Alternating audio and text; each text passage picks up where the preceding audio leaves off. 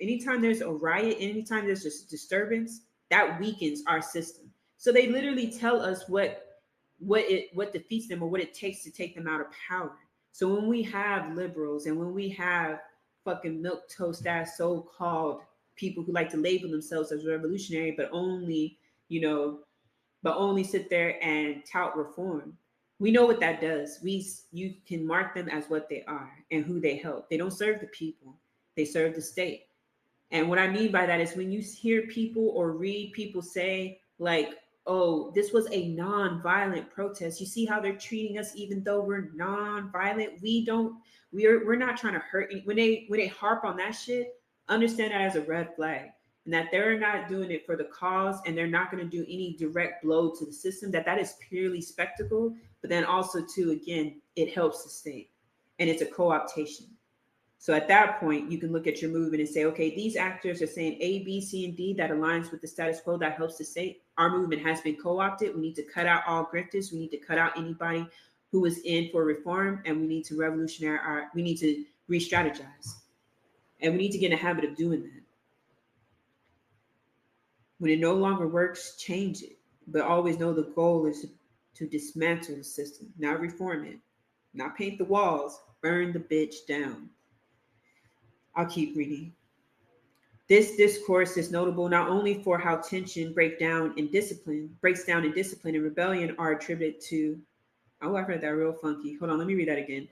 This discourse is notable not only for how tension breaks down in discipline and rebellion are attributed mechanically to prison infrastructure, but also for how it forecloses the possibility that tension might be lessened by reducing the total captive population through quote unquote upstream interventions, such as public investment in education and social services, decriminalization, or arrest diversion. Expansion is a reformist imperative that accepts the permanence of the prison as a given and sees its progression as the only viable option. The Select Committee's recommendation that the immediate and intensive efforts be made to expand prison capacity afforded Rockefeller the legislative support he needed to execute his reformist counterinsurgency. In May of 1972, he signed a law that enabled prison expansion to be financed via bond issues, while at the same time circumventing the need for voter approval, which normally preceded the accumulation of public debt. Applying a method he used to construct the Empire State Plaza in Albany during the 1960s, Rockefeller built new prisons and renovated existing ones using the Public Benefit Corporation, the PBC, an entity designed to provide flexible access to state power and capital while partially avoiding both government regulation and the risk of the market. In 1972, law empowered a PBC called the State Dormitory Authority to issue up to $50 million in debt to finance prison construction and renovation, a cap that was later lifted. It then gave another PBC, the Health and Mental Hygiene Facilities Improvement Corporation, responsibility for planning, designing, acquiring, and constructing prisons. Under the plan, DOCS would continue to run the new prisons, but the Mental Hygiene Facilities Improvement Corporation would hold the titles, at least until DOCS paid off the debt. On its face, the law included a mechanism for balancing the books: prison labor. Since 1953, New York's captive laborers have been remunerated with resources drawn from the Correctional Industry Fund, which accumulated revenues generated from selling the products of their labor. After the passage of the law, state taxpayers started footing the bill for the captives' meager wages, freeing up revenue generated by prison laborers to service the PBC's debt. Hopefully, I'm just going to do a brief recap. So basically what they're describing is how the taxpayers' money were used to pay the meager slave wages to captives held as laborers in the prison. And then the money made off their labor was then kept to them. So they kept all the profits. So basically, they didn't have to pay. The people paid. We, the taxpayers, paid the $1 an hour, the 80 cents an hour that some of these people held captive by the state get paid for backbreaking labor. I'm talking about in Louisiana. prisons that have like gardening stuff, their food, their produce is sold within grocery stores. Like that's something that they don't. Let me stop because I'm gonna get pissed the fuck off. But I need y'all to really research in your own area, like how and what way that prison labor literally fuels everything around you, and the way and the structure which is done, who pays what, who benefits off the revenue. Have that written down and share that so all of us can learn and start strategizing again on how to not only coordinate boycotts, but start coordinating, reclaiming a lot of property that these rich people own, going in and, you know, seizing these things, redistributing. That's why I say people robbing the grocery stores, absolutely do that shit and redistribute it to the people. Let me stop going on my rant for crime. However, according to an annual report from Auburn's prison industry program, one of the most productive such programs in the system, the sale of license plates, highway signs, tobacco, and furniture, all of which by law had to be sold to other state agencies, generated revenue barely exceeding $1 million in 1969, y'all. In all 12 of the state's major adult prisons pulled in similar numbers, a very big if their combined revenue would amount to a mere fraction of the dormitory's authorities' debt cap. Thus, the reformed use of the Correctional Industry Fund was an act of propaganda designed to suggest that the impeding carceral boom would be financed through fiscally responsible means, which it wasn't, when in fact, it was to be financed through an undemocratic process that would expand the state's debt. The massive expansion of carceral capacity was not inevitable. Prison abolition and decarcerization were powerful political tendencies during the 1970s, not only among political radicals, but within mainstream discourse as well. Rockefeller circumvented a public referendum on an expansion bond issue because he knew its approval was not a foregone conclusion. While diverse constituencies were increasingly concerned about quote unquote rise in crime, the use of public funds to intensify policing, criminalization, and incarceration had not yet become common sense solutions. In 1981, for example, voters rejected Governor Mario Cuomo's $500 million bond issued to fund prison expansion. As geographer Jack Norton has shown, the same quote unquote shell game of laundering tax revenue and public debt through opaque PVC bureaucracies was used to circumvent the will of the voters, facilitating the transformation of much of upstate New York's into a penal colony during the final decades of the 20th century. Ooh, I hate this place so much. Prison expansion sought to pacify populations on both sides of the prison walls. Not only did carceral planners promise that renovative, modernized, and expanded infrastructure would forestall prison rebellion and protect civilization from the scourge of crime, they presented prisons as a form of economic security for residents of the communities where prisons were located. In the 1973 Master Plan, DOCS Commissioner Russell G. Oswald described economic development as part of the agency's post-Attica expansion strategy.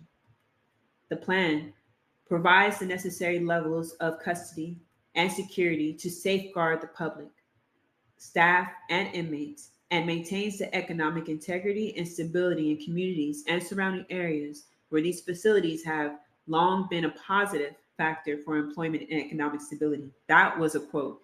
These crackers play in our face so fucking much. I swear to God. Whew.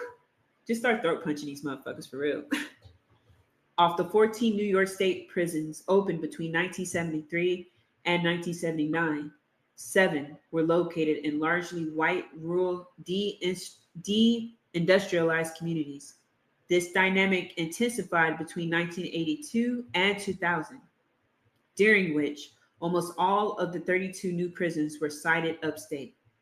Research has demonstrated that during the 1980s and 1990s, prisons were pitched as de facto job programs for unskilled labor, helping to harden the white attitudes in favor of the perpetual criminalization and punishment of Black and Latinx populations. As we can see, however, an earlier version of this dynamic emerged directly after Attica, helping to solidify support for prison development among populations who otherwise might have demanded other ways of making a living. So basically, they closed down the factories in the cracker cities, put in prisons and said, this is us creating jobs.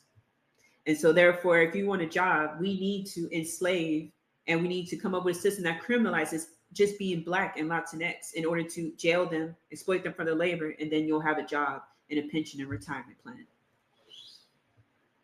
If that don't make you want to burn down every settler colony now, I swear to God. Whew. Revolution in my lifetime, I swear to God. All this money that they use is designed to kill. Notice Sorche. I'm sorry, I'd be butchering this person's name because I can read it and like hear it right in my head, but I cannot pronounce it to save my Black ass life. Commenting on DOCS's budget, which ballooned from $215,554 in fiscal year 1969 to 70 to more than $8 million in 1973 to 74. It looks like they're getting ready to fight a war. That was a quote. Indeed, days after the massacre, Rockefeller drew $800,000 from the state emergency fund to provide DOCS with additional firearms, gas guns, metal detectors, over 4,000 gas masks, 3,000 helmets, nearly 700 sets of face shields and goggles, and new gun towers overlooking Attica's yards. Following the lead of California's prison system, DOCS also developed what they called Correctional Employees Response Teams, a prison-based version of police SWAT teams, equipped with bulletproof vests, riot shields, gas grenades, shotguns, and other martial equipment. These units were designed to rapidly respond to emergencies and, according to DOCS, to suppress disturbances using a variety of martial tactics, including carefully controlled offensive strategies. As I read the description of the heightened militarizing of the prisons, we should definitely recognize how that looks like here and outside of the walls too. How you'll walk and you'll see cameras on every block, police cars posted up on every block, you getting stopped just from driving down the street, going to the store to get food for you and your family. You can get pulled over, sexually assaulted through a strip search, reminded of your place. And if you live, get to go home and another day you get subjected to the same torture again. What does that sound like to you? That we're living in a fucking police state. Despite its apolitical public face as a fiscal responsible means of modernization, the carceral system and relieving tension post-Attica prison expansion operated simultaneously as political, economic, and psychological warfare. Expansion sought to disperse the population across a wide geographic area, to increase the number of walls dividing captives and eliminate the potential for rebellion. At the same time, it enhanced the prison's repressive capacity such that if rebellion were to emerge, prisoncrats would be prepared to crush it internally, preferably with the minimum scrutiny for the outside. Finally, the economic aspect of expansion strengthened support for prison development among rural, white working class communities whose survival depended upon the prison's continued existence. Expansion worked hand in glove with another strategy of hidden warfare, the campaign to humanize the prisons. This next section is called humanization. Hold on, let me grab some water. All right. Critical prison studies research has shown how carceral planners couch expansionist and punitive imperatives in terms of care and progressivism as means of legitimating their rule. My analysis extends this conversation by showing that what DOCS called humanization was and remains a key rhetoric of reformist counterinsurgency. On its face, humanization invokes a process of relieving oppressive conditions assumptively through a range of modifications, such as new privileges and programs, better clothing and food, improvements to the physical environment, responsiveness to diversity, and so on. Y'all, let me keep reading. DOCS planners put the term into circulation after Attica forced them to reckon with the violence and racism permeating their prisons. However, as I will show, imprisoned intellectuals, radicals, and rebels conceptualize humanization as either a contradiction or an outright lie. arguing that not only did they leave the system's fundamental inhumanity intact, they were consciously designed to forestall resistance. Oh, man. Orisanmi be talking that shit. Orisanmi be talking that shit. He wrote this so perfectly. I'll keep reading. Russell G. Oswald assumed leadership of DOCS on January 1st, 1971, in the middle of the protracted guerrilla war in Auburn. 3 weeks later, he sent a harried memo to the governor complaining that his staff was under constant harassment by Black and white Panthers who are bent on the utter destruction of the physical facilities and the correctional system, and that there are obvious signs of communication with supporters on the outside. I know that's fucking right. In a desperate effort, real quick, y'all. So I might take some time off after finishing this book. And of course, the follow-up book that I'm going to be reading in Spaces, which is going to be a little later, probably around like 8 at night because of my schedule and shit. But I'll be reading the autobiography of Assata Shakur. But I just wanted to stop and say that as I read these books, I'm with the permission of those held captive. I'm going to be releasing not only their pictures so you can know and see them, but their information to write letters, because again, as we keep naming, and as the state itself names, one of the most important things that they tried to break up is communication from those who are outside the prison walls with those within. So I'm going to try to do my part in making it accessible for people, not only to have accessible to free PDFs, but also to have access to be able to access those who are locked up by writing them letters, by sending them money for their commissary so they can have toilet paper and necessities. So I'm going to work on doing that. He relaxed correspondence and reading. Russell G. Oswald assumed leadership of DOCS on January 1st, 1971, in the middle of the protracted guerrilla war in Auburn. 3 weeks later, he sent a hurried memo to the governor complaining that his staff was under constant harassment by Black and white Panthers who are bent on the utter destruction of the physical facilities and the correctional system, and that there are obvious signs of communication with supporters on the outside. In a desperate effort to stabilize the system, he issued a series of memos and directives. He relaxed correspondence and reading material censorship protocols, ordered the screens removed from the prison visiting rooms, announced that showers would be allowed once per day in all facilities, called for the institution of community-based and community-oriented programming, placed formal limits on the use of force and gas against captives. Although these humanizing reforms are typically attributed to Attica, they were announced amid the Auburn struggle and reaffirmed during Attica, further demonstrating the importance of the Long Attica framework. Immediately after Rockefeller's massacre, Oswald received intense pressure to actualize these reforms from Council 82. The local representing New York State's law enforcement employees, a seemingly unlikely source. For the first time in American history, a labor union has induced a state government to institute major reforms in its penal and correctional system, announced an article in 82 Review, the union's periodical. After Attica, guards threatened an illegal strike unless Oswald acceded to their expansionist demands. Higher salaries, a larger labor force, more professional training, more security equipment, and the development of a special institution for incorrigible inmates. However, included in these demands were improvements in the provision of inmates' needs, such as adequate clothing, shoes, toilet articles, and shower facilities. Real quick, y'all. So in the beginning of this chapter, Orisanmi does an amazing job at stating how these concessions are meant to help the state and help the state expand. So here you have a labor union who is demanding these things and saying if the inmates don't get them, then we'll coordinate a labor strike. Again, we have to be discerning, and a lot of things that hang us up in movement building and world making and through critiquing situations, oftentimes we're going to hold our critique because we're told that that's being divisive, when in actuality, during these times of direct action and unrest, we should be critiquing every little thing so that we can know what to do, either to change our strategy and to make sure that we're not helping the state and get rid of state actors who have infiltrated.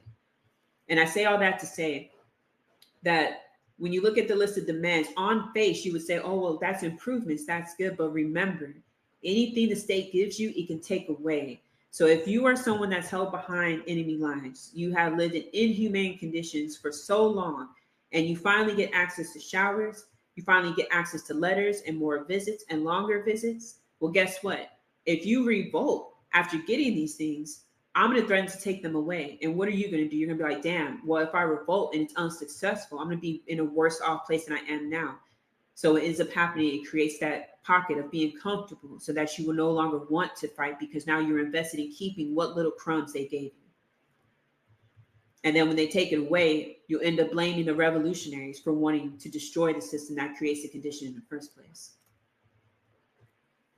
That's why reform and concessions are so fucking dangerous. Council 82's demand to humanize the system was not an expression of solidarity between the keepers and the kept. Rather, it was an attempt to avert another confrontation in which they might again be taken hostage or killed. Ha, okay, see? As historian Rebecca Hill has shown, many within the notoriously reactionary organization felt that the common enemy is the boss and the inmate. Ooh, all right, Rebecca's sick. That's fucked up. But let me keep going. They understood the power of these reforms to assuage some of the hostility and rage welling within and between the captives, improving their own working conditions as a downstream benefit. Conceding to their demands, Oswald attached specific dollar amounts to key reform areas. He pledged $2,134,000 for a new clothing ration that would improve wearability, appearance, and comfort of the captives in uniform, while earmarking $689,000 to develop a quote-unquote nutritious diet plan. On the other hand, as I have already shown, imprisoned radicals, rebels, and revolutionaries voiced opposition to humanization. People like Saussure were committed to nurturing rebellion and had therefore come to view brutal prison conditions as politically productive. He and others believed prisons were the solitary confinement of the ghetto, and that carceral racism and violence were unmediated forms of the oppression that colonized populations experience daily in the world beyond prison walls. Talk that fucking shit. Exactly. Exactly. Committed to ending the world, or committed to ending that world and creating a new one. Saussure saw this unmediated violence as a pedagogy. I know this word, y'all. It's like pedagogy, but the suffix is ICLA. I can't pronounce it for some reason. Pedagogical, maybe that's it, tool that aided his ability to politicize and organize captives. He theorized that by incarcerating ever more people within their dehumanizing cages and targeting them with racist-oriented technology, carceral planners were inadvertently spreading the dynamics they aimed to contain. According to Saussure, they were transforming prisons into revolutionary training camps, accelerating the cross-fertilization of political ideologies and helping to produce fully hardened revolutionary cadres that would affect the overthrow of your racist capitalist system. Exactly, exactly. And I have to remind people, this is exactly what's still going on. So my comrade Kasim, right? And again, everything that I share with y'all is with permission and necessity because people need to know what's going on, is engaging in hunger strikes because they're being denied their 1 hour a day outside, and also their letters are being kept for them. So they had a hunger strike previously, and it was successful in the way that they were able to get the concession of being able to be let out for an hour out of their cell, out of the 24 that they're kept in there. And during the hours when they can make phone calls, go outside, and do recreational stuff. So I was able to talk to him because inmates, captives, were, sacrificed their body to do so. So the 30-minute phone call was made possible through extreme pain and torture, but revolutionary zeal. And again, they're coordinating other means of revolt because they're now being kept within their cells again and not being let out for an hour. They're on lockdown again. Again, I'll keep y'all updated. As part of the attempt to undermine revolutionary struggle, humanization involved the dissemination of propaganda. In Attica's immediate aftermath, DOCS aggressively publicized that they were altruistically, I know how to say that fucking word, but I'm sorry, I can't pronounce it, improving prison conditions. For example, on the 1 year anniversary of the rebellion, the New York Times published a story claiming that Attica prisoners have gained most points made in rebellion. The article credits DOCS with implementing expanded amenities in the form of more access to personal hygiene products, law libraries, and better food. It fails to mention that in mid-July of 1972, just 2 months earlier, 3/4 of Attica's population had exposed themselves to intense repression by going on strike. Oh, you see how shit just be tying in? The rebels issued a communique entitled Message from the Monster, Attica, which dismissed the showcase reforms as subterfuge. The atmosphere, attitude, and conditions that caused the biggest and bloodiest one-day massacre in over 100 years are back again, twice-fold, wrote Charles Rab Parker, an Auburn rebel and organizer of a formation called the People's Party. I hesitate to use the word back because they never left. They were just suppressed under the fear of death, he continued. Rab was suggesting that the autonomous zones created by militant action, rebellion, hostage-taking, and the threat of assassination had thus far proven the only means by which Attica's oppressive atmosphere was sustainably ameliorated. He loves this word, and I can't pronounce it.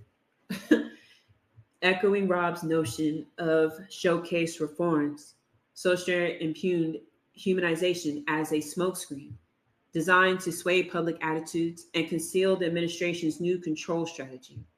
Speaking directly to Rockefeller, Oswald, and the other planners of this hidden war, he wrote, "Listen, pig, are you really that naive to believe you can fool and pacify us, nightly bribes of 10-cent candy bars and cookie snacks, while caging us like animals?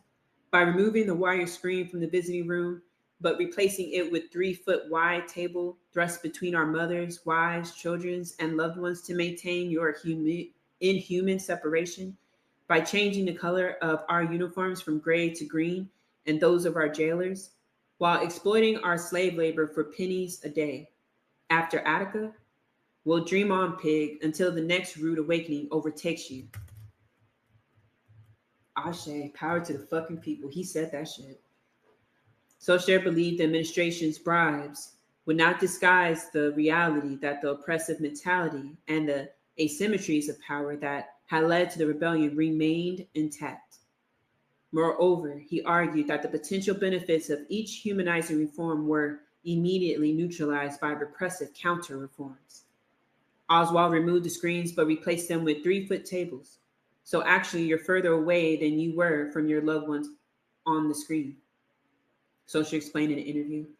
Making a similar point, another captive explained that after Attica, they were allowed to spend more time in the yard, but that security protocols were changed so that jogging and exercising were only permitted on an individual basis, and gatherings of more than 6 at a time were criminalized.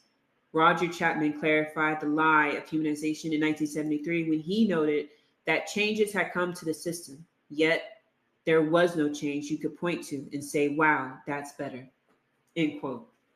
And I have to say, bring up my comrade Kasim again, is that he talks about this a lot, the class system within prison, and how people with certain like merits, meaning like, oh, well behavior for a certain amount of time, how much you're willing to snitch, what you're willing to do for the guards against your comrades who are locked up with you, gives you certain statuses to where you get to go outside, where you get to go to a library, where you get to have access to books. So, and that is also too how much time you spent doing these things will get you better accommodations. And when I say better, it is not by much. But again, when you have nothing, you know.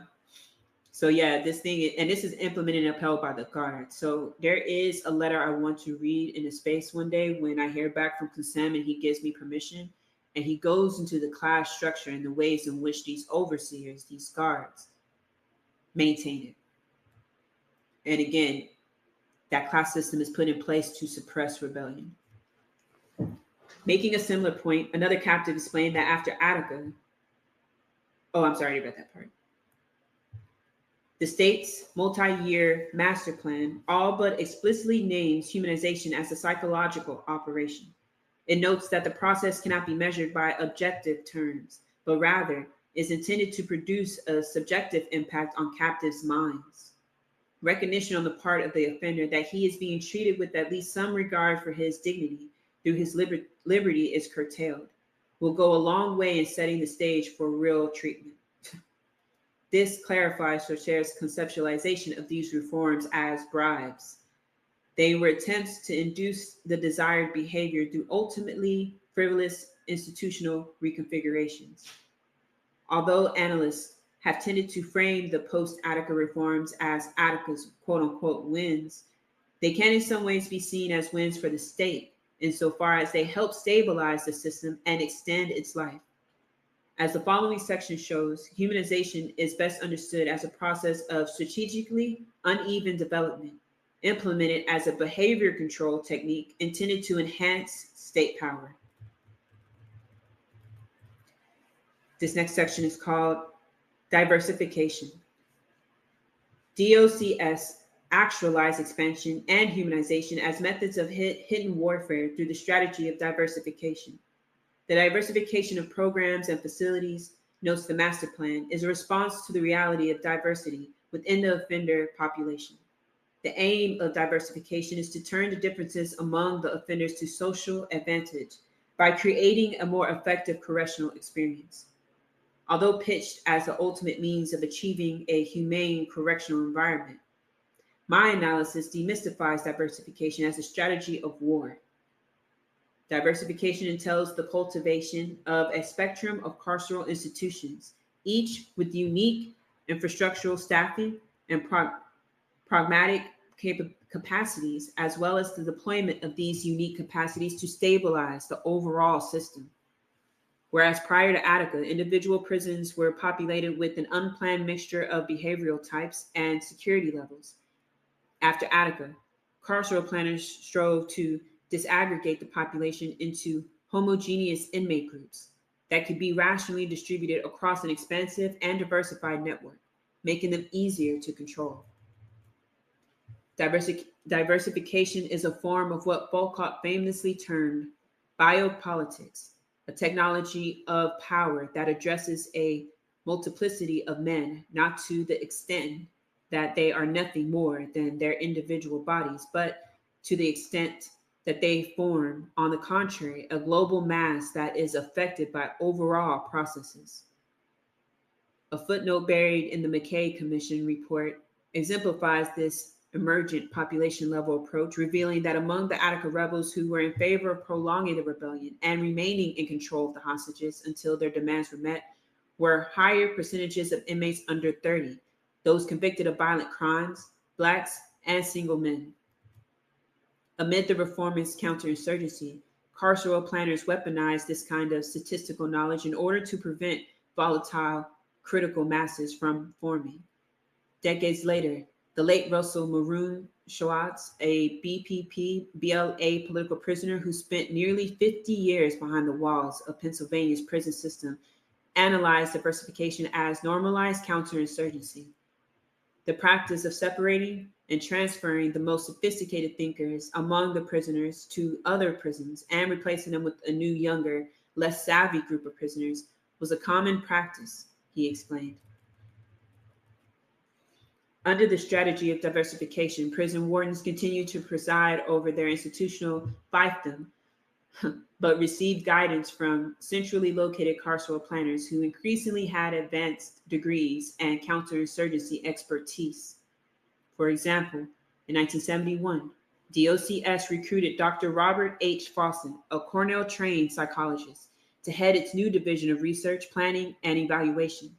Prior to joining DOCS, Fawson was acting chief of the research division of the California Department of Corrections and then director of the Urban Development Research Program for the American Institute for Research, a social and behavior science think tank directly contracted with the Advanced Research Project Agency, the Central Intelligence Agency, and other mainstays of the national security state. In 1967, AIR funded counterinsurgency in Thailand, a study that investigated how psychologists, anthropologists, and other social scientists could aid the state in suppressing anti-colonial movements in Southeast Asia. A program that literally got its footing in Attica was used to suppress resistance in Thailand. That's what we mean by all this shit is connected. So if we want to see a free world, if we want to help, if we want to take part in the global resistance, these prisons cannot stand. They have to fall. AIR advocated a three-pronged approach to counterinsurgency. First was the use of threats, promises, ideological appeals, and tangible benefits, intended to cleave support of malleable populations from the insurgency. Second, counterinsurgency should reduce should reduce the flow of the competing inputs being made by the opposing side by installing anti-infiltration devices, cutting communication lines, assassinating key spokesmen, strengthening retaliatory mechanisms, and similar preventative measures. And finally, it had to counteract or neutralize the political successes already achieved by groups committed to the wrong side.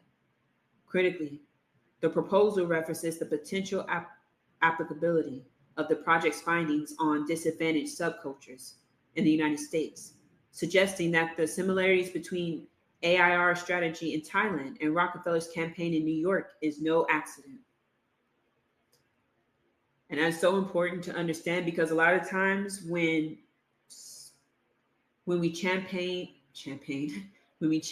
causes, as again we should, right? We oftentimes do not connect the dots, and we say, "Oh man, you see, if we don't stop this, what's happening abroad could happen here." You would have to ignore the entirety of Black genocide going on in America to say it will happen here, and not recognize it has always been happening here, ongoing, and that a lot of reasons why it's possible for it to happen abroad is because of its practice here on Black people first. Let me keep reading because I'll be getting tight. Dr. Fawson was instrumental to the establishment of the Erdendak Correctional Treatment Education Center, the nerve center of DOCS diversification strategy. Planners called it a specialized facility, one that offers a spectrum of diagnostic and treatment programs, including individual and group counseling, academic and vocational training, special programming for those unable to adjust to routine institutional environments, and community preparation programs for those soon to be released to the community. Captives from across the state were sent to ACTEC to be studied, classified, diagnosed, experimented upon, and sorted by an international coterie of doctors, behavioral scientists, social workers, and penal experts, no doubt informed by Fawson's research into how different systems of taxonomy and classification could be used to guide complex organizations. His department spearheaded an offender profile, quote unquote, system that grouped captives into one of the 18 categories and distributed them across the expanding prison system according to set quotas. Here, what we just read is the collaboration of people of different classes to help expand the police state. That's very important, because a lot of times people who occupy certain class positions will feign ignorance and say, "Oh, I align with you. I don't agree with this," and then go to work in the morning and fucking, their job is to, further criminalize and suppress rebellion within prisons, or to go to work in the morning and write the report justifying the need of the state, or go to work in the morning and report on the news about the Black on Black crime and how we need to get them under control, or wake up in the morning and go vote for a policy that furthers criminalize Black people. Again, no one is innocent under this Seller project. That means we all got a job to destroy it. While much of the research conducted at ACTEC circulated through OPEC institutional channels, some of it appeared in peer-reviewed journals. Such was the case with Criminal Synthesis of a Revolutionary Offender, a psychological profile of a 27-year-old captive who identifies with the Black Panthers and was similar to the revolutionary offenders involved in the recent Attica Rebellion. Published in a 1972 issue of the British Journal of Social Psychiatry and Community Health, the study extends the long tradition of pathologizing Black resistance, concluding that the subject had minimal contact with reality, psychotic tendencies, high past and present criminal potential and a very low rehabilitation potential. Again, now we see how ableism plays a part in helping the state criminalize revolutionaries. And again, why, which I don't fuck with people who be on that ableist shit. Makes you my enemy, real talk. But I'm glad he highlighted that. And then also, too, the part about pathologizing Black resistance and how, doesn't that sound similar to how when enslaved Africans were running away from slavery, what did they call it? Drapetomania? That something's really wrong with these people. And then it was labeled a mental health disease. You know what I mean? So again, ableism has to be a central part in the way in which we conduct strategies and also in the way in which we analyze the state. Diagnoses such as these were intended to identify quote unquote psychopaths so that they could be incapacitated. However, in a twist of tragic irony, 10 years after authoring this article, Dr. A. Stevens Garnell reportedly shot and stabbed his 2 teenage children to death and then stabbed himself to death. So basically, the doctor who pathologized and deemed those people who were revolting for their freedom, resisting the state, labeled them as quote unquote psychopaths, that person ends up killing his own kids and himself. And then stabbed himself to death. Violent end to life against violence read the headline to the New York Times. The diversification, and so that was the headline to describe what the Dr. A. Stephen Garnell did as far as killing his family and himself. It says violent end to a life against violence. When in actuality, this doctor's life was not dedicated against violence. His role within that system was very violent in suppressing people and pathologizing them as quote unquote psychopaths because they dared to want to be free against a violent system repressing them. That is violence. It is not nonviolence. But again, when the state sits there and controls the narrative and defines things to us, that is, again, to have us to misdirect and, again, try to have us confused. So we should never be confused on who is actually violent here. I'll keep reading. The diversification strategy achieved mixed results. Officially, diversification was to occur across maximum, medium, and minimum security levels. The 1973 plan projected that the state's captive population would reach 16,575 by 1978. Boston's division surmised that 35% would be tractable, enough to be controlled in minimum security. 45% would be held in medium security, while 20% would require maximum security. It also noted that a small minority, less than 200, needed what they called intensive prescription and control programming, a concept I explore in the final chapter. The ensemble goal of this infrastructural and pragmatic diversity was to usher captives through a progressive system of behavioral modification, or, as DOCS explained, to move them upward within the system through a demonstration of responsible behavior. However, this was not achieved in the immediate post-Attica context. As the 1970s wore on, this modernist vision was eclipsed by the lowest common denominator of penal administration, order maintenance. By June 1st, 1981, the captive population far exceeded these projections. Only 7% were in minimum, 27% were in medium, and the majority, 65%, continued to be concentrated in the state's aging maximum security basilicas. I think that's really important too, because as we see pockets of resistance and direct action, a lot of times we overlook the ways in which behavior modification is imposed upon the youth through the school system. So I would encourage people that wherever you're located, look in the areas in the schools in which and how they change their policy to further clip the wings of the youth, especially because the youth are resisting and becoming more politically aware and becoming involved and doing direct actions against this genocidal state. Look at how the schools respond and why. That it mirrors the way in which the state responds to prison rebellions. I'm trying to tell you. I should make a list of books that highlight this, and I will. I will make a PDF thread of this so people can have information and see how it's mapped out.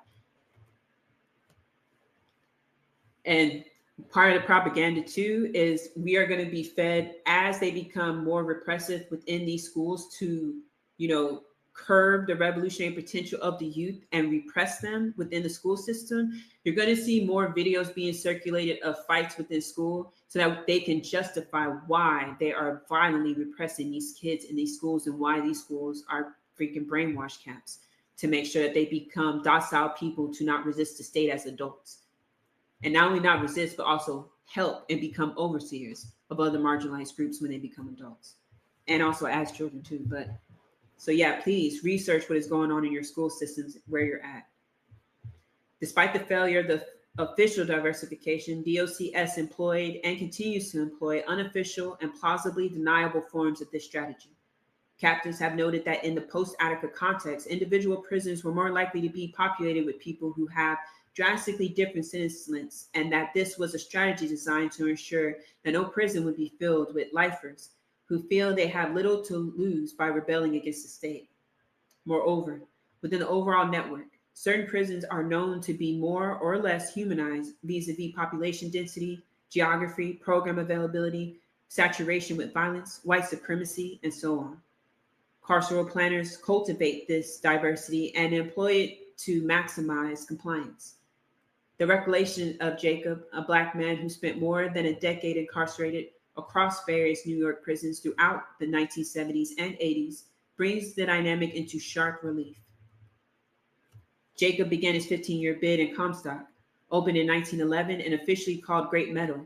The prison is located in the remote and nearly all-white town of Comstock, nestled in the Ardenack foothills, about 225 miles from New York City, where Jacob is from. Quoting a DOCS official, an FBI memo notes that next to Attica, Great Meadow is probably the second most guard-oriented facility in the state. During our conversations, Jacob described this guard orientation as a seemingly endless nightmare of neglect, abuse, and terror. It was nothing but cops killing inmates and inmates killing inmates. The tension was so thick you could cut it with a knife. This was no exaggeration. An investigative report notes that in 1975, at least 3 captives were known to have died in Comstock under questionable circumstances, but possibly more given that DOCS did not consistently report the deaths of those in its custody at this time. In 1983, Comstock guards beat and choked an outspoken Black man named William Butch Harvey to death, an act that was subsequently covered up by state investigators. Choking us behind enemy eyes and choking us, killing us outside. This state has got to fall. Jacob's reference to the thickness of carceral tension reveals that rather than eliminating rebellion-inducing effects, reformist counterinsurgency displaced and concentrated them in particular carceral sites. Humanization did not reach Comstock, Clinton, or Attica, where conditions were reportedly worse than they were before the rebellion. The FBI warned that throughout 1973, Black extremists continued to organize around grievances that were supposedly resolved in Attica and regularly engaged in almost daily confrontation with guards. Disclosing Comstock's function within the diversified network, officials termed it the garbage heap of state prison system, a discourse with racist overtones given the Comstock's population was 85% Black and Latinx, the highest concentration of any prison at that time. The Bureau also alluded to DOCS' emerging diversification strategy, recording that a profile system of screening prisoner backgrounds and tendencies was in the process of development, and that the system will be enjoyed to sort and distribute various types of prisoners. Jacob vividly remembers the shock he experienced upon being transferred to Greenhaven, a reward for compliant behavior during his 2-year in Comstock. It was like someone had lifted a curtain of tension off me, he noted.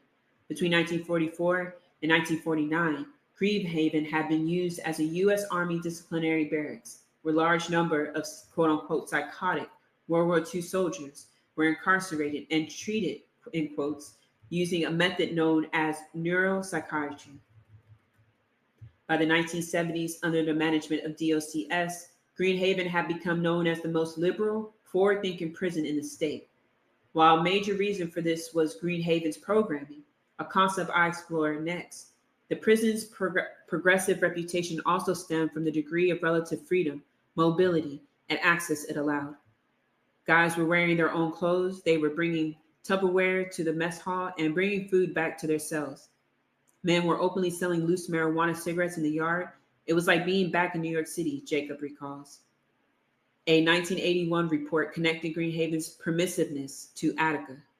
In stark contrast to Comstock's authoritarian atmosphere, it described Greenhaven as a free-for-all, a space where drugs, alcohol, gambling, and sex with female visitors was pervasive. As long as another Attica was prevented, as long as anyone, inmate or officer, could keep a lid on, various rules and regulations were ignored. The uneven distribution of punishment and privileges is a fixture of carceral power, yet in the wake of Attica, it was deployed in more conscious and systemic ways. Although promoted as an altruistic effort to provide more opportunities for inmate self-improvement in more humane and less restrictive correctional environments, diversification was a strategy of penal counterinsurgency, psychological warfare, and behavior modification. As the Select Committee asked in its first report, what incentive is there for an inmate to accept the system when it offers little chance for transfer to a facility that grants him materially greater privileges, when he has demonstrated his willingness and ability to conform to the rigid rules and philosophy of the maximum security institution? It was believed that captives in highly restricted, geographical, remote, intensely violent, and racist prisons like Comstock, Clinton, and Attica would be terrorized into submission via the big stick of repression, and conversely, that those in relatively open prisons like Greenhaven, Wallkill, and Sutherland would be induced into compliance via the carrot of greater privileges. Politically astute captives recognized real quick. So Kasim, me and him talked about this, right? And he told me I could say this in spaces. We were talking about how people, captives would sometimes get together and be like, man, I want to be transferred to this prison because they have more privileges and more, more amenities and better amenities, right? And what will happen is when they would get transferred to those quote unquote better prisons, there was a certain culture established that people who like snitched on the guards, being, rapists, snitched on the guards, stealing, snitched on the guards, doing anything, that you were looked at as weak by the other captives. So even though these guards were doing all of this heinous, inhumane treatment to the captives, because they had certain privileges that they didn't have before, they more so would comply in a way that, and also self-police each other to allow the guards to continue doing what they were doing to them. I cannot wait until I'm able to read a letter from Kasim so he can tell you about this himself that he witnessed and went through. And again, we can draw parallels that this is not like isolated to the prisons. It's literally how we live out here, and that we've normalized and become accustomed to as just everyday treatment. Politically astute captives recognized the con. In 1972, Greenhaven-based members of the Prison Liberation Front, the clandestine political military organization that Caspar Baker Gary founded in the Tombs, published an essay describing what they called the latest deployment of the New York State Correctional Pacification Program, otherwise known as All Walls the Nation. I know that's fucking right. After Nixon's Vietnamization policy, entitled Snacked into Submission.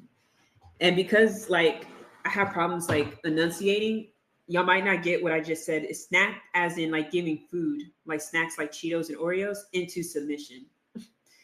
The essay describes a new practice in which each evening prison crack doled out a sickening assortment of dime counter movie treats to placate the population. It notes that resentment was the initial response, but shortly the sounds of caged men begging for seconds could be heard echoing throughout Greenhaven cell blocks. The PLF further speculated that the ready availability of mind-altering substances was part of the pacification strategy, because of the steady flow of enslaving drugs and blinding wine, because of the diversionary ball playing and benevolent racism. The forces of liberation get only one response from GH inmates: don't mess up this good thing. It's exactly what Kasim writes in his letters. According to the PLF, it was not the militarized and ritualized violence of the massacre that stifled the Long Attica Revolt, but the unevenly distributed humanizing reforms. As Attica must be a symbol of our first major step toward victory, Green Haven must be symbolic of our last major defeat. Before moving on to the fourth strategy of reformist counterinsurgency, I am compelled to stress that diversification presents a challenge to what has been called prison ethnography. Within this growing field of scholarly inquiry, anthropologists, sociologists, and other academics produce research that is largely premised on obtaining administratively approved access to prisons in order to synchronously describe carceral worlds. Although the fraught ethics of this approach have been well documented, the political strategy of diversification raised an epistemological question. How does an understanding of this prison as site of hidden warfare against populations on both sides of prison walls reconfigure what is knowable through standard research methodologies? As I have shown, carceral systems should be understood as complex networks across which constellations of social phenomena, people, infrastructure, knowledge, effects, programs, violence, and so on, are unevenly distributed and circulated as part of a strategic effort to produce particular subjectives. Adept prisoncrats can grant access to selected carceral zones while foreclosing access to others as a way to manage perception. If researchers do not understand and grapple with this dynamic, they risk producing logics of counterinsurgency. Elsewhere, I have theorized letter writing as a potential means of circumventing this impasse. However, my broader point is that perhaps the ethnography of prisons, particularly prisons in the United States, should be conceptualized as the ethnography of war. This next section is called Programification. An internal DOCS report from 1991 acknowledges that the Division of Program Services emerged as a reaction to the 1971 riot at Attica. Among the division's inaugural concerns was to oversee tactical concessions to key Attica reform demands, specifically the new requirements that DOCS institute effective rehabilitation programs, modernize the inmate education system, reduce cell time, and allow incarcerated people to be politically active without intimidation or reprisal. Using the DOCS Volunteer Services program as an example, I showed that programification was intended to co-opt the prison movement, to steer it towards status quo-oriented institutional politics. During one of our many conversations, Larry Luckman White, an Arbor rebel and founder of a post-Attica formation called the Green Haven Think Tank, described organizing in prison as a series of battles where captives in the state competed for the support of communities beyond the walls.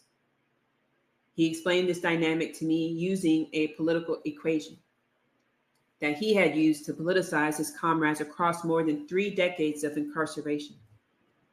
As he saw it, the strategic objective of the prison movement was to achieve P plus C versus A, prisoners plus the community versus the administration, a balance of forces requiring the incarcerated to first forge solidarity among themselves and to then forge it with political communities on the outside, and in doing so, fostered a shared antagonism with the state. Hello.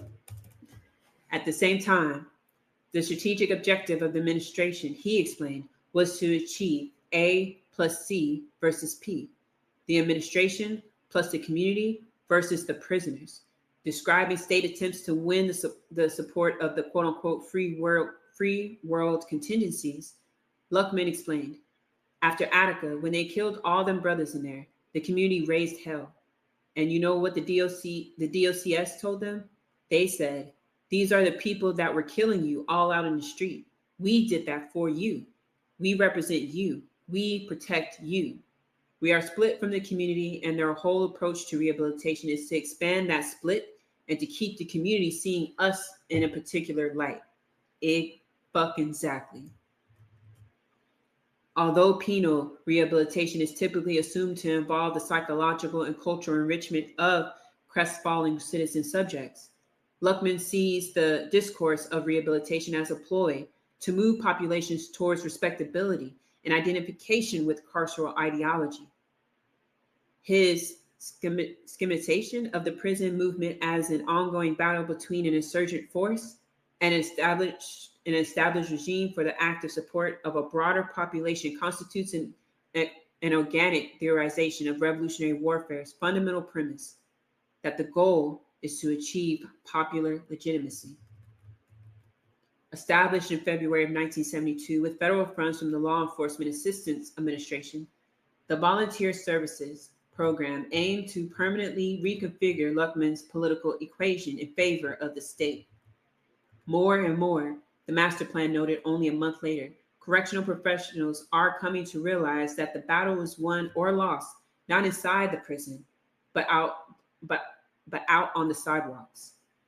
At the program's launch, hundreds of housewives, lawyers, psychiatrists, businessmen, entertainers, ministers, teachers, policemen, and firemen were deployed in New York prisons, facilitating a range of initiatives, including book clubs, recreation programs, street theater groups, music and art classes, Swahili classes, Alcoholic Anonymous groups, typing classes, English as a second language classes, group counseling, business counseling, and more. DOCS claimed that 5,323 out of 14,000 incarcerated people, or 38% of the total population, was enrolled in at least one program by 1973, and that it had 5,000 volunteer providers by the following year. These statistics were cited as evidence of the system's humanization and progressive evolution, its move away from simply warehousing people in cages. Although many of these volunteers undoubtedly had altruistic and humanitarian motives, they unwittingly perpetuated counterinsurgency in multiple ways. First, their unwaged labor capacitated the carceral system, enabling it to bolster its capabilities in ways that would have been fiscally unfeasible otherwise. Second, planners surmised that because the volunteers were not employed by DOCS, captors would be more likely to see them as credible messengers who had their best interest in mind, and therefore would be stimulated to accept and participate in a variety of programs and services intended to return them to a normal, productive life. Third, planners expected that the mere presence of outsiders, many of whom were female, would act as a tension-reducing mechanism, thereby contributing to institutional stability. Fourth, by creating opportunities for responsible citizens to enter certain prisons and build relationships with captives, the volunteer program dislodged, marginalized, and criminalized ongoing efforts by captives to forge relations of solidarity with radical and revolutionary formations that sought to tear down rather than stabilize the walls. It's interesting because in another letter that Kassem wrote to me, we were talking about, and that we talked on the phone about, because all we talk about is revolution and politics, for real, for real. Like with anyone I talked to who's locked up, including the kids. But we were talking about incel culture and how it manifests within prisons. Sorry, I had to take some headache medicine, but yeah, so that's a very interesting letter, and I can't wait to read that to y'all. But yes, incel culture, as far as like the certain media that they're allowed to consume within prison, is mostly incel shit. So, and he describes the effects, and it's such a fucking good letter. I can't wait till I get in contact with him. One, to make sure he's as safe as can be by being held hostage, but also two, so I can get his permission in sharing it with y'all. The Volunteer Services Program had another core function: to propagandize the general public. The Select Committee referred to it as an aspect of a DOCS systematic public information program, a program that also included planned prison tours for government officials, media, and select members of the public, as well as the production and distribution of educational films. This public relations offensive intervened in an environment in which citizens have tended to look upon the correctional process with suspicion, and too frequently have translated this suspicion into a lack of support for programs and facilities. By providing outsiders with the opportunity to enter the prison and participate in the progressive and productive aspects of carceral power, planners hope to allay these suspicions, universalize their view of the world, and nurture the public's investment in human caging. In collaboration with DOCS Public Relations Department, volunteers were aggressively recruited, screened, and put through an intensive orientation progress designed, in their words, to develop community acceptance of the department's philosophy. A program coordinator told me that a typical orientation involves sitting in a room and having the fear of God drilled into you about how dangerous and conniving the criminals were. And if you go to previous recordings, I rant about that. That's literally the way in which we are taught and propagandized to see people who were kidnapped by the state and held captive by the state as they're the danger, when the state is the danger. And real quick, because I am going over time, but also to keep in mind that they also do, like how Sadia Hartman explains in Scenes of Subjection, they turned it into spectacle and entertainment.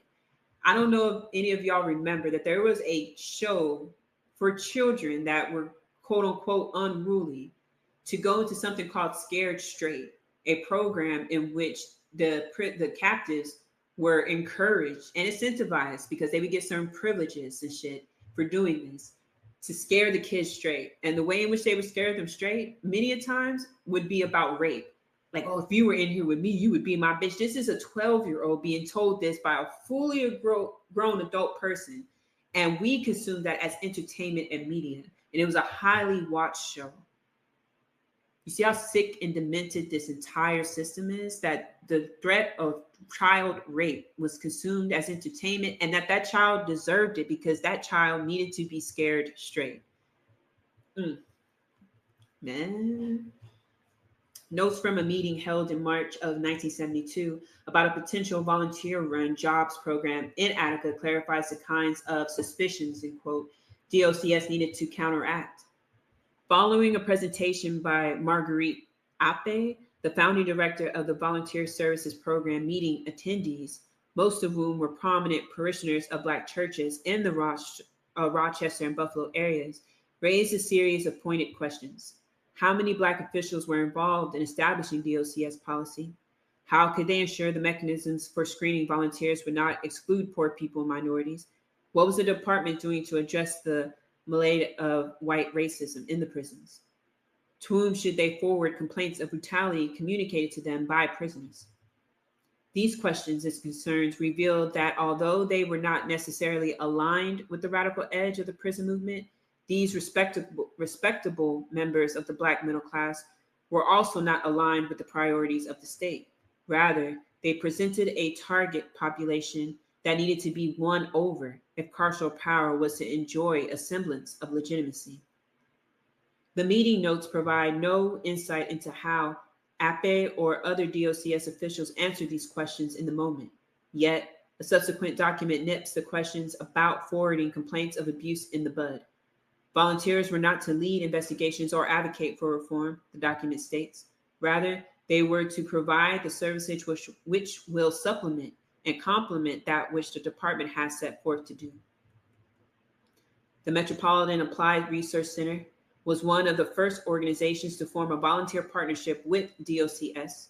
MARC was founded in 1967 by Dr. Kenneth Clark, a prominent Black social psychologist who envisioned the organization as a Black version of the RAND Corporation, an eminent counterinsurgency think tank. In a position paper, Clark states that MARC was focused on Negroes in northern cities who eschewed the disciplined demonstrations of the Southern civil rights movement in favor of a sporadic and self-destructive social eruptions. In Black Awakening in Capitalist America, that was the book.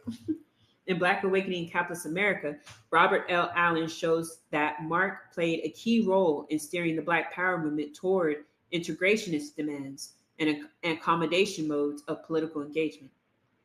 With financial support from the Ford Foundation, MARC established a fellowship program for middle-class and politically moderate civil rights activists, developed an anti-riot program in Cleveland, Ohio, helped launch the Joint Center for Political and Economic Studies, a Washington-based think tank that aimed to increase the involvement of Black Americans in electoral politics.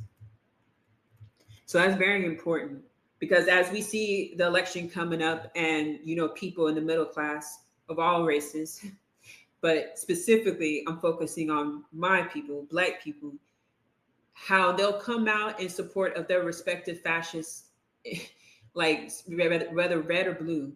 And what you'll see is people will point out like, well, what about Joe Biden and his role in criminalizing and further expanding the prison industrial complex? And what about Trump's enthusiastic participation in doing so as well, and Trump himself said he wants to put the National Guard in every fucking black city, and also wants to give police full immunity, meaning they can't be brought to any kind of prosecution for anything they do.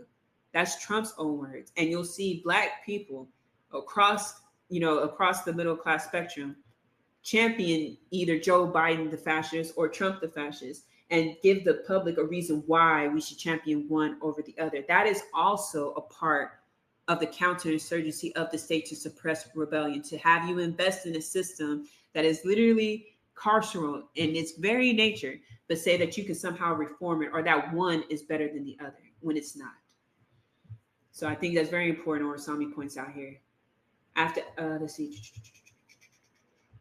Attica, Mark spearheaded the publication of the Awesome Attica Tragedy, a tepid public statement that affirmed some of the reform demands while ignoring the rebellion's challenge to the social order.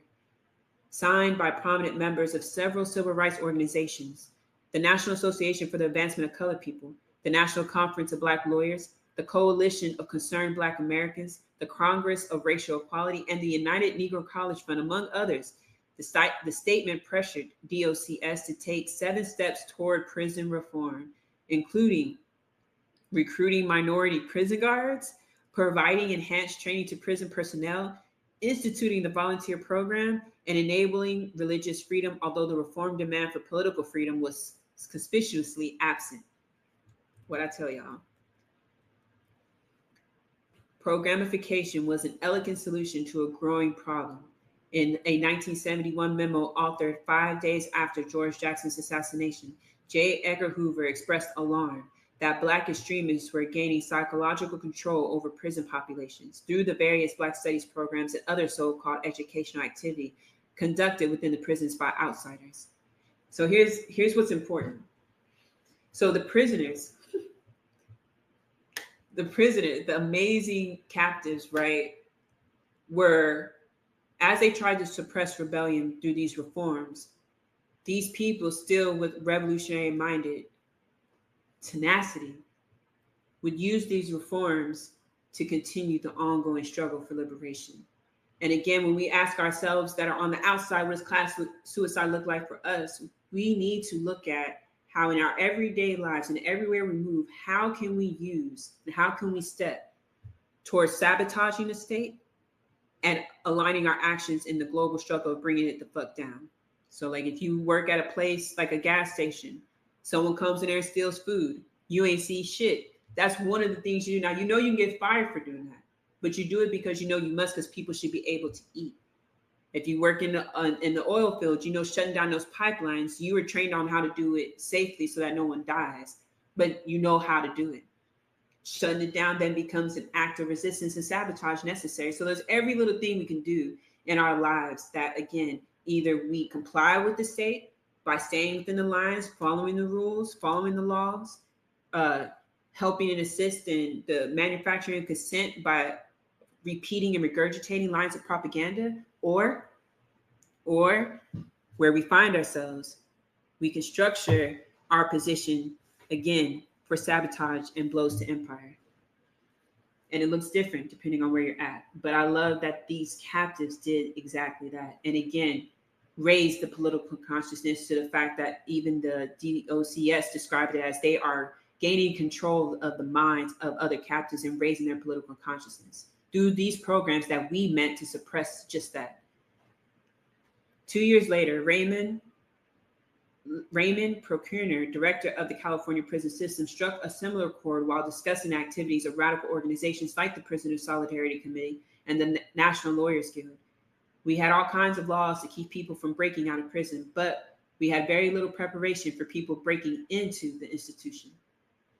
Through volunteer services, DOCS managed to incorporate non-combative and reform-oriented organizations like Marx so that the abolitionist formations like the NLG, PSC could be excluded without public objection. Moreover, by framing the program as a humanizing reform, it succeeded in presenting this operation in moral rather than political terms.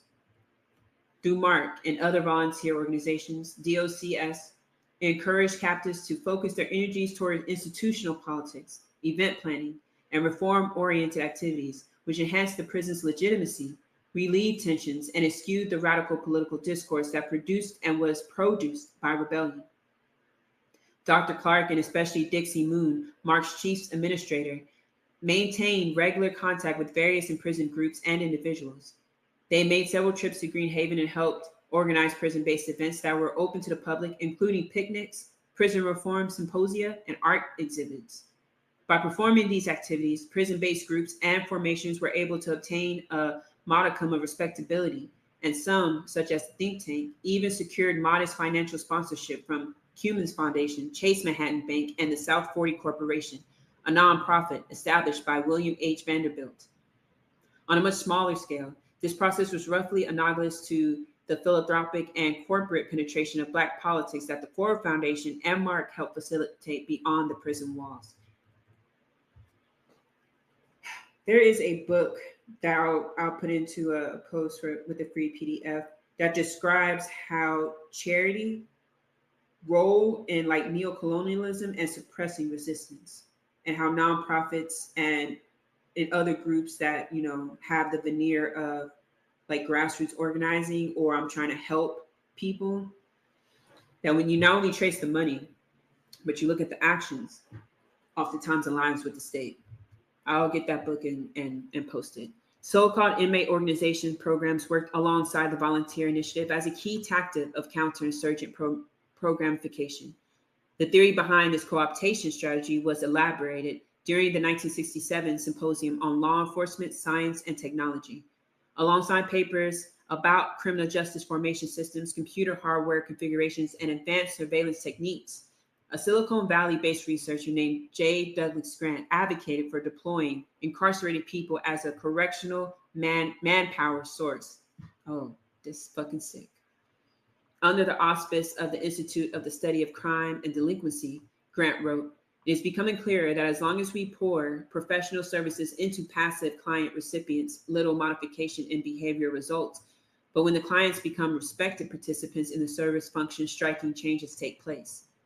Responding to the epistemological model of prisoner radicalization and rebellion, Grant posited that incarcerated people would be vectors of self-help ideology, a principle he termed contagion as a principle in behavior change.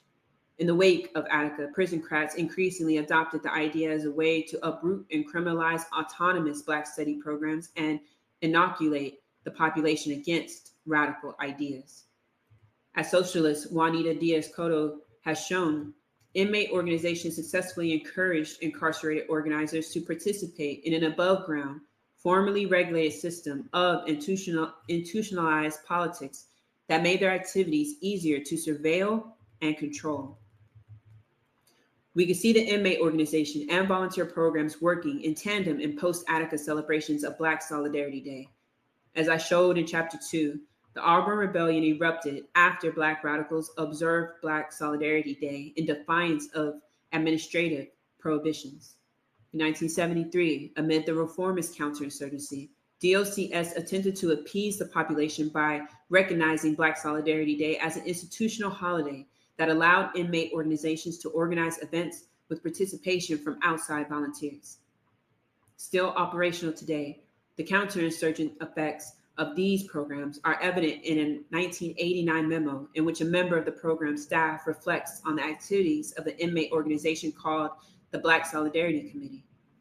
Responding to the concerns at a Green Haven event celebrating the achievements of Dr. Martin Luther King Jr., who was militant, the staff member cited the contributions of outside volunteers.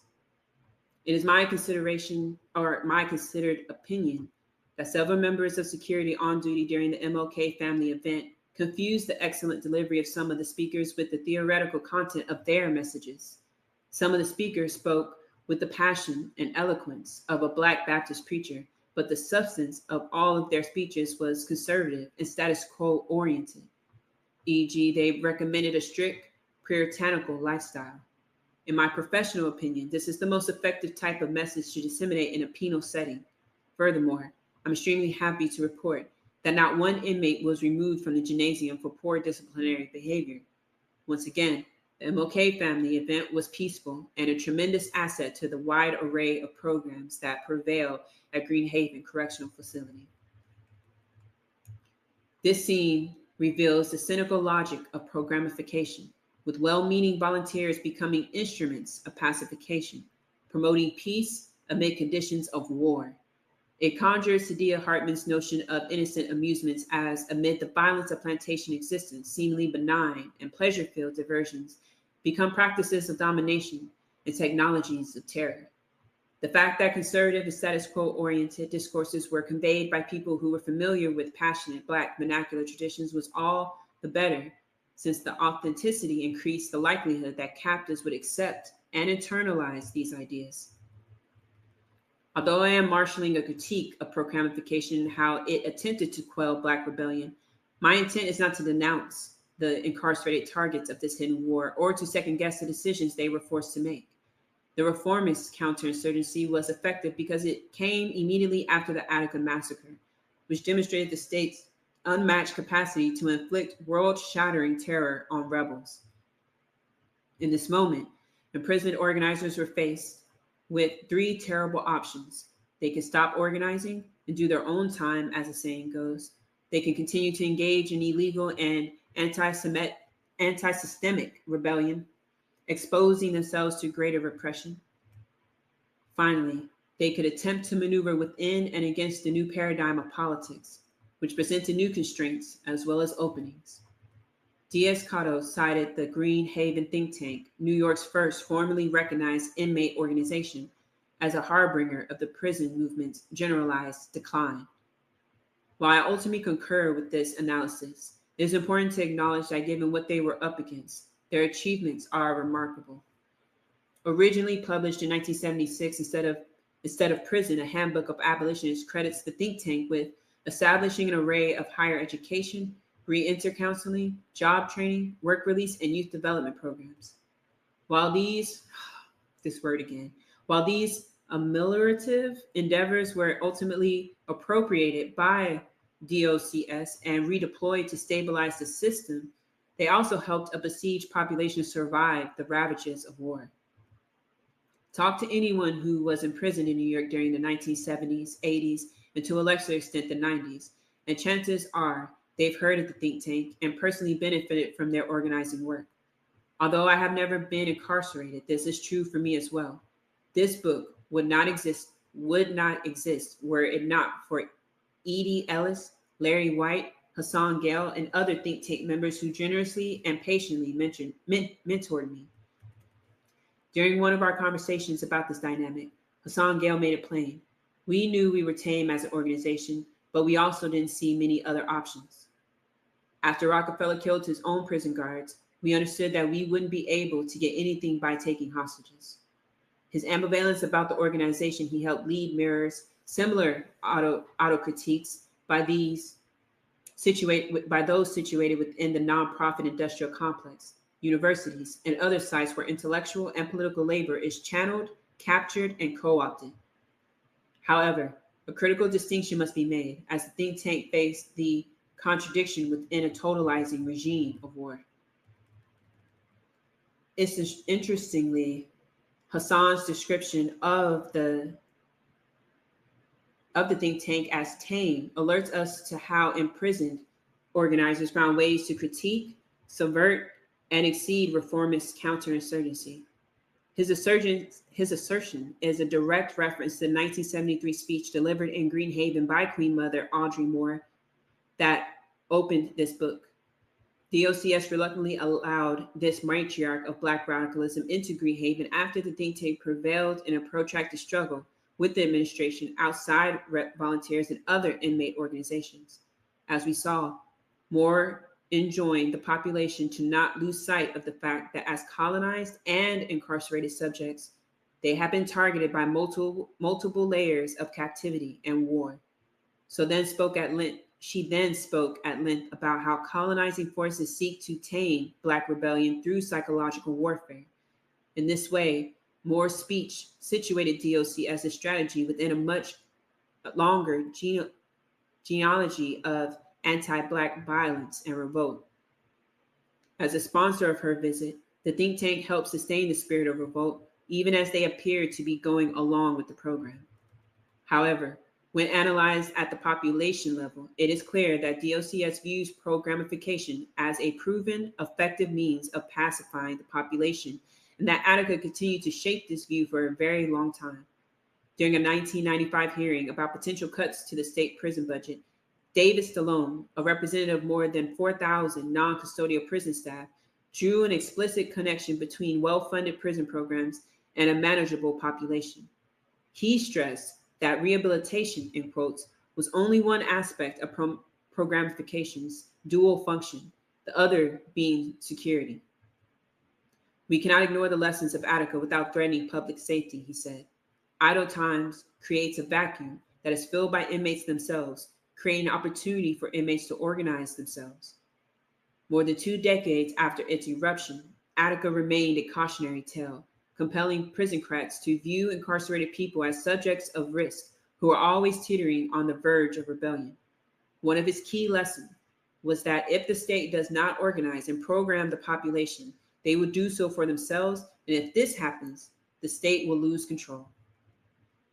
It is to the incapacity of counterinsurgency to fully capture, divert, and transform rebellious Black radicalism that the final chapter turns. The interlocking strategy of expansion, humanization, diversification, and programification targeted the captive majority, those deemed tractable, malleable, and amenable to inducement. These strategies sought to incapacitate the rebels' demands within acceptable parameters while convincing them that the public that reforms are benign. However, there was a small but important remainder, the so-called militant minority, the detritus of counterinsurgency that focused to be swayed by violence or inducements.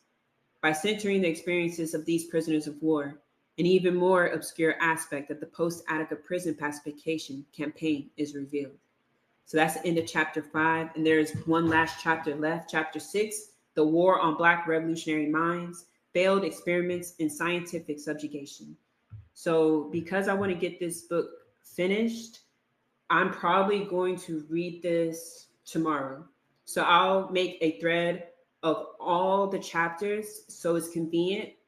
And then I'll end the last post in that thread will be chapter 6, and it'll be tomorrow, and it'll probably be at the same time. I know it's mad early, but unfortunately my schedule is hectic as hell. But I hope y'all got a lot out of it. Just keep an eye on the post. I'll make it right after this space. And again, I'll also make accessible more people held captive by the state information so that people can write letters, so that people can give them money, so that they can have toilet paper and basic necessities, while also knowing that not only did we not forget about them, but the war continues and that we will see liberation in our lifetime. So with that, I hope y'all are doing well. I hope y'all are safe, and let's get free.